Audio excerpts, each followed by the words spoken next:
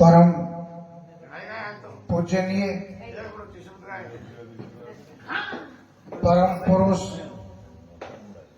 पूर्णधनी सर्वसमर्थ वक्त मौज महल के मालिक परम संत सदगुरु श्री गुरु महाराज जी एवं आज के सत्संग में उपस्थित समस्त सात संगत के चरणों में सेवक का प्रतिपल आनंद आज गुरु महाराज जी की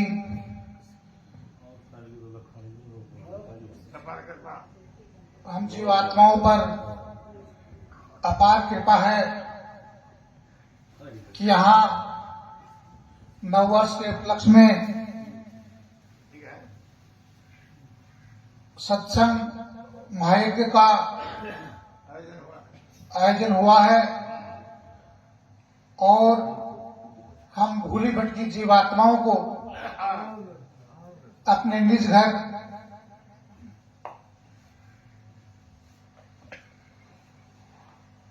से निज घर जाने के लिए जो आवाज आई है, जो परमपिता परमात्मा वक्त दयाल के रूप में हमें पुकारता है,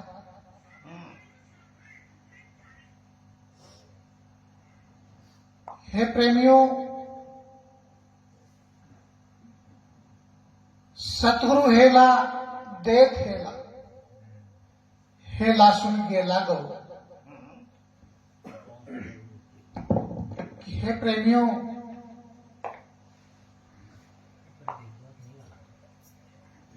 सतगुरु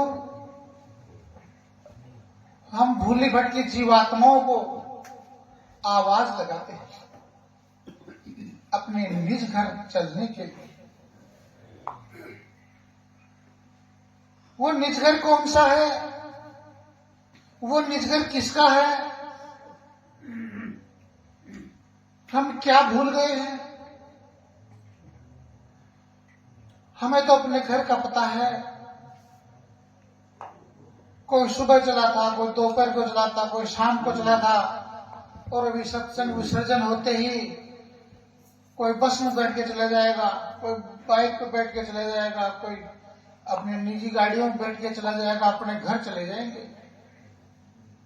फिर कौन सा घर? क्या इस घर की बात है? नहीं, ये घर वह घर नहीं। स्वामी जी महाराज कहते हैं कि काम अपना करो भाई, पराये काम नहीं बसना। धाम अपने चलो भाई, पराये धाम नहीं रहना। हम किन पराये कामों में फंसे हुए हैं? कौन सा हमारा काम है जो हम कर नहीं रहे हैं, जो बाकी पड़ा है? वह घर कौन सा है जहां हमें जाना है और हम उसे भूल बैठे हैं? तो फिर कहते हैं सतगुरु देता है आवाज, ले लो आत्मा का राज। कि ये जो शरीर के लिए, उसके निवास स्थान के लिए हमने जो मिट्टी पत्थर की जो कोठड़ियां बनाई हुई है, जिनमें जाने घुस जाते हैं और जिनको घर कहते हैं, वह घर नहीं है। और जिस घर में, जिस मिट्टी के मकान में जो देह छुप जाती है, वह देह भी मिट्टी में ही मिल जाती है। लेकिन आत्मा जो परम पिता परमात्मा के अंश है,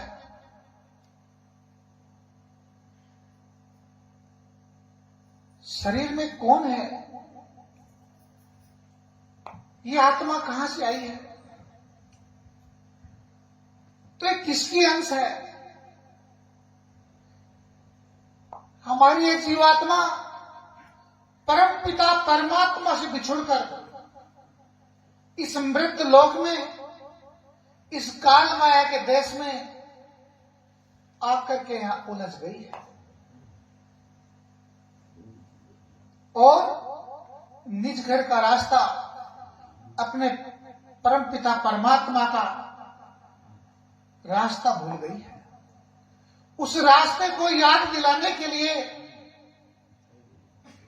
इस प्रकार के सत्संग महायज्ञों का आयोजन होता है और जीवात्माओं को जागृति प्राप्त होती है। तो हे प्रेमियों, हम किस प्रकार से परमात्मा से बिछुड़ गए हैं, वह आत्मा में रमण करने वाला परमात्मा कहां छुप गया है। तो गुरु महाराज जी फरमाते हैं कि इस पंच तत्व की काया में इस प्रकार से इसका निर्माण हुआ है कि 5 तत्व और एक एक तत्व की 5 प्रकृति, अर्थात 5 तत्वों की 25 प्रकृति, अर्थात 25 प्रकार के स्वभाव है और 3 गुण लगे हैं, रजोगुण, तमोगुण, सतोगुण, जो भी हमारे स्वभाव की अवस्थाएं हैं कि हम कब किस अवस्था से होकर गुजरते हैं। और इन सब को मिलाने वाली 3 नाड़ी, इंगला, पिंगला और सुषुम्ना, इनके द्वारा कुल मिलाकर 36 की छत बनाकर इस मनुष्य काया का निर्माण हुआ है और उसमें बैठा परम पिता परमात्मा है। काया में वह परम पिता परमात्मा का हीरा जो बसता तेरे अंदर, पर तेनू खबर है नहीं कि वो बसता तो हमारी इस काया में है, परंतु हमें उसकी खबर नहीं। तो वो कहां रहता है, उसे किस प्रकार से प्राप्त किया जा सकता है। जब संतों की संगति में बैठते हैं तब अपने स्वयं की खोज का ज्ञान पैदा होता है। एक उदाहरण के तौर पर महात्मा ही समझाते हैं कि आप जब महात्मा कबीर साहब के चोले में जीवात्माओं का उद्धार कर रहे थे तो एक दिन देर सवेरे एक गांव का चौधरी जी, जिसे लोगों की देखा देखी से थोड़ा ज्ञान होता है, भरा पूरा परिवार है, लंबी चौड़ी खेती बाड़ी है, सब ठाट बाट है, किसी बात की कोई कमी नहीं है, परंतु सब कहते हैं कि भला जब होगा जब राम का नाम लेंगे। अब राम को कहां ढूंढे, कौन बताए? तो सीधा साधा चौधरी था। तो वो देखता है कि अपने ही गांव में महात्मा कबीर साहब है, राजा रंग फकीर, दुनिया बहुत आती जाती है, राम का नाम लेते हैं, राम का नाम लेना बताते हैं, तो अब हम भी राम का नाम पूछें। तो देर सवेरे ही चौधरी जी की नींद खुल गई और सुबह सुबह प्रभात वह महात्मा कबीर साहब के झोपड़े में चल पड़े, पहुंच गए। अब महात्मा जी तो और सवेरे वक्त उठ करके और बाहर घूमने गए हुए थे। तो वहां पर महात्मा कबीर साहब की लड़की कमाली घर पर थी। तो गांव के चौधरी जी को देख करके और उनको बैठने के लिए कहती है और आने का कारण पूछती है कि हे चौधरी जी बताओ, आज इतने देर सवेरे कैसे आना हुआ है? तो चौधरी जी कहते हैं कि कबीर साहब से मिलना था, वो है क्या? महात्मा जी से मिलना था, वो है क्या?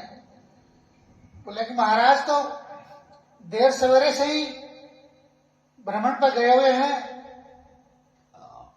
अभी हो सकता है कुछ समय और लग जाए, आ जाएंगे। परंतु बताइए जरा क्या काम था, क्या पता कोई ऐसा काम हो कि वो हम ही कर दें। तो कहते हैं नहीं नहीं, काम तो महात्मा जी से ही था। अरे चौधरी जी फिर भी बताओ तो सही, चाय पानी पियो, हुक्का चिलम लो, बैठो, आते होंगे महाराज। पर कहता है कि नहीं, क्या पता कितना टाइम समय लग जाएगा, मैं फिर आ जाऊंगा। फिर वो कहते हैं चौधरी जी फिर आ जाएंगे, इसका क्या आपको पूरा भरोसा है? फिर आने का समय मिल जाएगा, इतना भी क्या पक्का भरोसा है? चौधरी जी का सोचते हैं ये ठीक रही, अब फिर समय लगे न लगे, कब क्या भरोसा? तो मैं अपना काम ही क्यों न बता के फ्री हो लूं, अब रात दिन ये है तो ही यहां। तो बोला मुझे तो केवल राम का नाम लेने के लिए आया था, वो पूछना चाहता था, कई दिनों से मनसा थी और बड़ा नाम सुना है महात्मा जी का, तो आज मैं भी मेरा मन बना के चला आया। बोले ठीक है, आप बैठिए, ये काम तो हम कर देंगे, ध्यान तो उन्हीं का होगा, ध्यान तो महात्मा जी का ही होगा, परंतु राम का नाम लेना तो हम भी बता देंगे। बोला ठीक है, इतना सा ही छोटा सा काम था कि ये आप बता दो तो मैं अपने रास्ते लगूं। बोला बैठो चौधरी। और कमाली बाई जाती है अंदर और एक बड़ा सा सब्जी काटने वाला छुरा लेकर के एक पत्थर पे उसे बार बार में उसको धार मारती है और धार मार मार के बार बार देखती है कि देखें धार कैसी लगी है। चौधरी जी देखते हैं कि ये बात भूल गई, तो फिर से याद दिलाते हैं कि भाई मैंने भाई काम बताया था, वो बात नहीं बताई। बोले बैठे रहो चौधरी जी, आपके ही काम में लगी हुई। चौधरी जी देखते हैं मेरे ही काम में लगी हुई है, रे तो इस सब्जी काटने वाले चक्कू की लग रही है, बार बार धार पर धार दे रही है। कुछ देर बैठते हैं तो वह उसी चक्कू को बार बार धार पे धार लगाते जा रही है। कुछ समय गुजरा, फिर से बोले, ये भाई मेरा काम भूल गई और चक्कू पे धार लगाते जा रही है। अब राम का नाम बताना हो तो बता दो, जो मैं भी अपने रास्ते लगूं और राम का नाम लेता फिरूं। चौधरी जी, मैं आपके ही तो काम लग रही। अरे मेरे काम कहां लग रही हो भाई? तुम तो इस चक्कू के धार पे धार लगा रहे हो। इस चक्कू से और राम के नाम का क्या काम है? बोले, चौधरी जी, इस चक्कू की धार जब इतनी तीखी, इतनी तेज हो जाएगी, तब इस चक्कू का काम लिया जाएगा। अरे भाई, चक्कू से क्या करेगी? चौधरी, चक्कू से आपका गला काटेगा और आपका मस्तक परमात्मा के चरणों में चढ़ाएंगे। अब चौधरी जी ने देखा कि ये तो बड़ी मुश्किल होगी। मैं तो राम का नाम लेने आया था और महात्मा कबीर साहब से मिलने आया था, वो मिले नहीं। और आज क्या पता यहाँ पर ये महात्मा जी की लड़की, ये कमाली बाई, ये क्या कमाल करेगी? इस चक्कू से मेरा गला रेतेगी, गला काटेगी और फिर कहेगी इस शीश को वह परमात्मा को चढ़ाएगी। अरे परमात्मा को चढ़ाएगी, ये कोई कढ़ाई में रांध देगी, पता नहीं क्या होता है क्या नहीं होता। सत्संग में पहले कभी आए नहीं, सत्संग में देखा नहीं कि किस प्रकार से राम का नाम लिया जाता है, क्या होता है, शीश का दान किस प्रकार से होता है। तो बोले, भाई इससे क्या राम मिल जाएगा? चौधरी जी, क्यों नहीं मिलेगा? हमारा तो काम ही यही है, राम से मिलाना। तो बोले, भाई मुझे अभी नहीं मिल रहा, मैं फिर कभी आ जाऊंगा। अरे नहीं नहीं, बोला थोड़ी कसर बाकी है। चौधरी जरा ठहरो तो सही, थोड़ी धार और लगा दो। तो फिर से धार देती है। चौधरी जी तो उठा के अपनी लंगोटी और दौड़ चलते हैं। जूती भी वहीं खुली छोड़ गए और नंगे पांव ही दौड़ते हुए चलते बने कि जान बची तो लाखों पाए। राम का नाम लेंगे और किसे ले लेंगे, यहां तो जान के लाले पड़े। अब हुआ क्या? अब सामने से वो पहले महल कहां थी झोपड़ियां और सड़कें कहां थी पगडंडियां। तो दोनों तरफ कांटों की बाढ़ और बीच में पगडंडी और सामने से मिल गए महात्मा कबीर साहब जी। देखा, आज तो मौत पक्की हो गई, आज बचना मुश्किल है।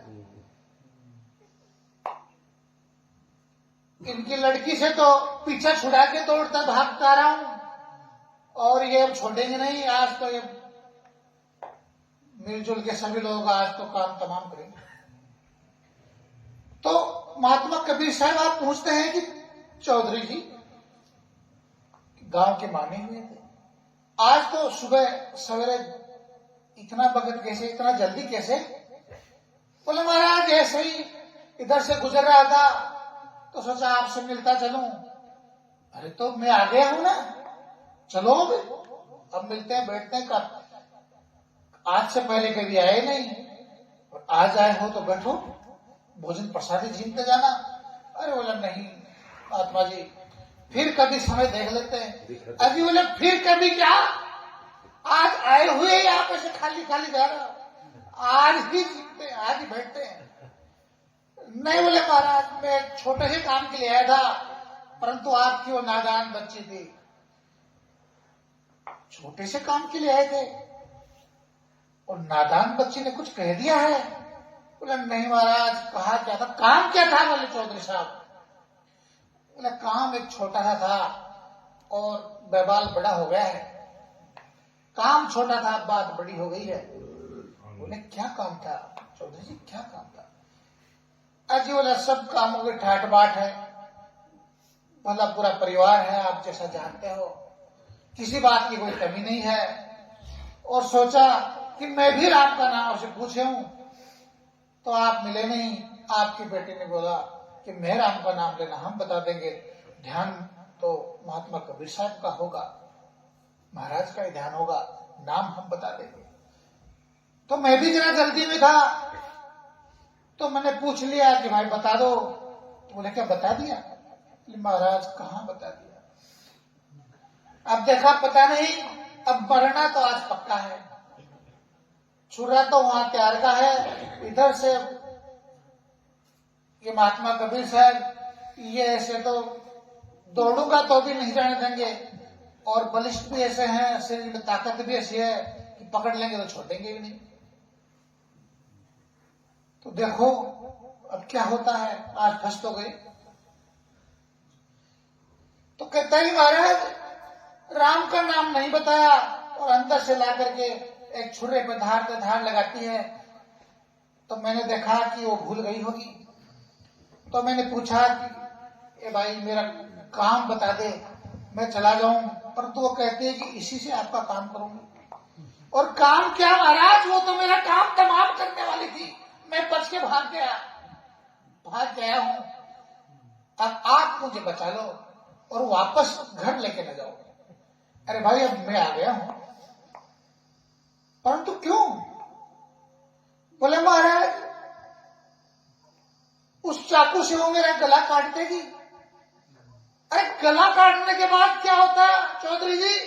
वो कहता है कि शीश को परमात्मा के चरणों में चढ़ाएंगे और तब जाकर के राम का नाम नसीब होगा। तन मन शीश ही सबने को पहले में जोड़ के डाले, जब कोई नाम पसंद कर पावे। कि अपना सर्वस्व जो हम अपना समझते हैं, हम जो भी अपना समझते हैं, ये तन का कपड़ा अपना समझते हैं, अपने रुपए पैसे अपना समझते हैं, अपना शरीर अपना समझते हैं, अपनी धन दौलत अपनी समझते हैं, अपना अहंकार अपना समझते हैं। ये सब कुछ जिसको हम अपना समझते हैं, वह संपूर्ण सतगुरु के समर्पण के बाद राम का नाम लेने के हकदार बनते हैं। तो महात्मा कबीर साहब कहते हैं कि चौधरी जी वो गला कटने से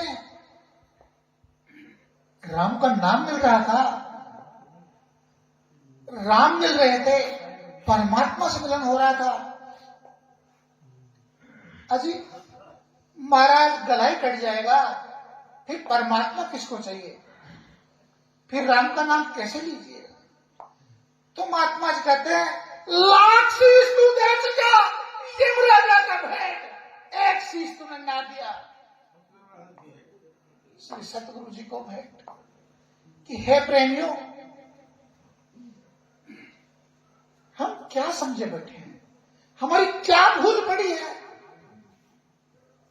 क्या हम आज के हैं? क्या हम अभी 10, 5, 20, 50 साल 70, 80 साल के हैं?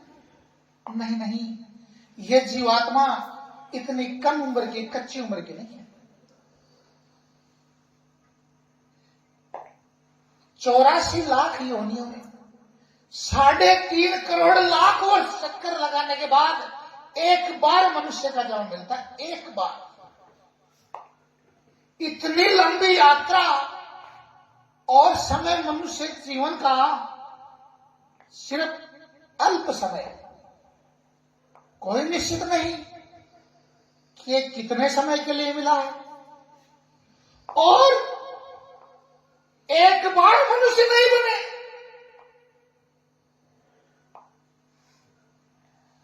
कितनी ही बार मनुष्य बन गए। अर्थात इतना लंबा चक्कर लगाते लगाते हम मनुष्य बनते हैं, फिर वापस चले जाते हैं। ऐसा क्यों होता है? फिर इस बंधन की मुक्ति कैसे होगी? फिर इतनी बड़ी कुर्बानी देने के बाद, इतनी तपश्चर्या के बाद, जब ये छोटा सा मनुष्य जीवन है, तो क्या कमी रह जाती है जो फिर से 84 में चले जाते हैं? बार बार शीश करता है, काल के अर्पण होता है और वापस फिर 84 के फेरे में हम आ जाते हैं। हे प्रेमियों, ये सत्संग ये बहुत महान उद्देश्य के लिए हम यहाँ इकट्ठे हुए हैं, बहुत महान उद्देश्य के लिए। अब ये सत्संग इसलिए है कि जो बार बार में ये पुनरावृत्ति हो रही है, ये जो 84 का चक्कर जो लगा हुआ है, और आज से पहले जो अवसर हमें नहीं मिला वह आज मिला है। आज वह अवसर है, आज वह मौका है कि वह 84 की वह धार वह कट सकती है। जो कमी रह जाती है वो कमी आज पूरी हो सकती है। तो किस प्रकार से कौन पूरी करता है कि परमपिता परमात्मा वक्त दयाल के रूप में, वक्त गुरु के रूप में, परम संतों के रूप में परमपिता परमात्मा प्रकट होता है और इस प्रकार के जीवात्माओं को सत्संग के मंजन के द्वारा मन आत्मा को निर्मल करके अपने निज दयाल देश में चलने का शुभ अवसर प्राप्त होता है। तो हे प्रेमियों, ये बहुत बड़ा अवसर है, बहुत बड़ा अवसर है। आनंद आनंद आनंद।